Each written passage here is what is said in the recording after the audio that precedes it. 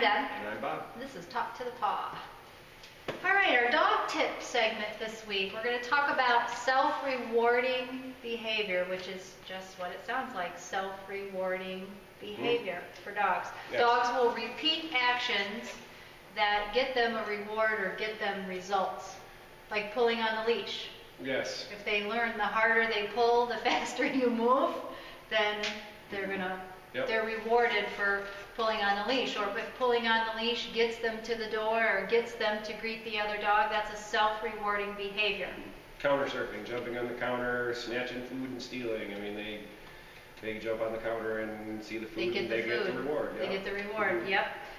Begging. If they're sitting there begging and drooling and you give them the food, that's it's kind of self-rewarding. It's rewarding by manipulation, which is almost the same thing. Yeah. Barking at the mailman or the UPS guy, that's a classic one because people don't think about that very much. The mailman walks up the walk and the dog goes, wah, wah, wah, wah, wah, wah, wah. And what's the mailman do? Turns around and walks away. Well, in the dog's mind, the dog is like going, oh, I just showed that mailman. Yeah. So that's a self-rewarding. Getting in the trash can, if they get in digging. Digging is a self-rewarding behavior. The pleasure of digging and the fun things that they find. So poop eating. Poop. Oh. Wouldn't that be one? That's the one that probably gets everybody. Yeah, that's a good one. Yeah. That's a great one. Oh, that makes me nauseous. Yeah, no kisses. So let's give them some pointers on some of this stuff. Pulling. Go to a class and teach your dog a formal heel. Yeah, that's the easiest way. I mean, you might as well get yourself in that situation and throw some distractions at it. I mean, if you don't do it in a structure, you're never going to get it. Yeah, it's tough. Dogs weren't born on leashes. Teaching your dog to heel is a process, and it's an important one for sure.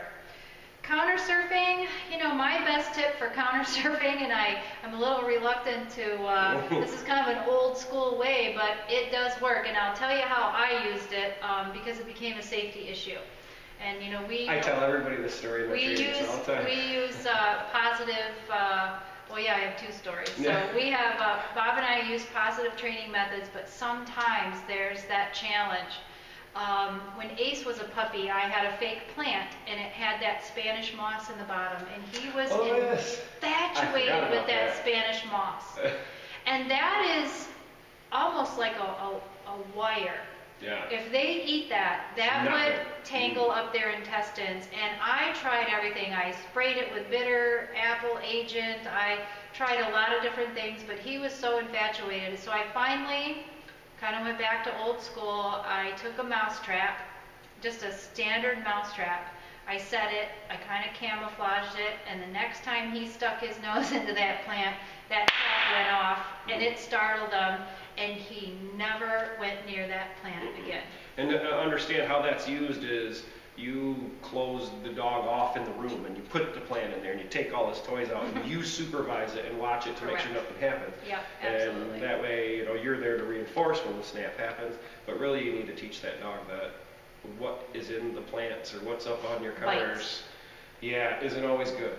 Yeah, dogs have eaten whole turkeys. I mean, that's a $2,000 surgery, people. So. Well, ant poisons or chocolate bars or stuff like that is on the counter. I mean, how many times, I don't know how many times, but I've seen a couple of times in my life at the vets, and the dog will eat a steak knife. Smells like a steak. Okay, so I eat it. They jump on the counter and eat it. Yeah. So one startle from a mousetrap to save their life one day is worth it. Yeah, for sure. Another thing too, if the people that are they're scared of doing the mousetraps, I do the sky is falling one. Yes. Yeah, the shake cans. You fill some shake cans, aluminum can with some pennies and tie a string to it and attach it to the bread wrapper. So do a couple of those so that when the dog grabs the bread wrapper, these noisy cans follow it to the floor. And again, it's a startle. It startles them. Right. It's the same thing though. Yeah. You bring them in that room and you watch it go down. Yes. Supervision is important there. And mousetraps, if a mousetrap closes, a dog's paw is not going to get caught in there, its nose, but small fingers will, and cats, you got to be careful, and you never want to use a dog trap or a mouse trap, a mouse trap for dogs under 25, 30 pounds probably. So use some discretion there. Usually like the plant thing, like with the ACE, I wasn't there when you did that, but if you have the dog do that, they're clumsy anyways. They want to get into it, and it's not like they go right for the trap. No. And it's really important that they don't see it. The mouse trap works really good for the trash as well. Oh yeah. Put a little double roll some tape and put it, inside the trash, or if the trash is full, you can kind of camouflage it. Again, set the dog up and supervise. Right. It also works for digging the most recent hole, or if they have a place they keep digging. And again, we could get into a whole nother show about if your dog is digging, is it out in the yard too long, is it bored, so digging's a little different, but getting in the trash, dogs can get pancreatitis if they get fatty foods out of the trash. So everything we throw in the trash is no good. It's not good for the dog. I mean, broken things and stuff, and I throw a little piece of food in there with a busted light bulb, and you don't want them in there. Yeah, so it's better to hear that snapping, and then you can turn around and go, hey, what's going on, and reinforce that. Absolutely. And then you don't have a vet bill. Yeah. And they learn that the trash can and the plant and the counter scare you. Fun. Yeah, it's not a fun. They can correct you too. Yeah. So it's a self-correcting kind of for the self-rewarding behavior. Barking at the mailman, I would probably just close the blinds. Because again, excessive barking, is the dog getting enough exercise? I have shepherds. I don't think there's anything you could do to stop them positively to stop a shepherd from barking when most a stranger comes up. Well, most of us don't even want that anyways, and ultimately, I mean, a lot of the clients, when we do door greet and stuff like that, I make sure to tell the dog, good job for barking, because if I'm in the shower, I want to know somebody's at the front door. Yeah, absolutely. If you train that out, and when you lose that little bit of sentinel, that little bit of protection for your kids. Yeah, some people want that, but then you have the dog that sits at the window and barks at everybody that goes by. Take the chair from in front of the window or close the blinds.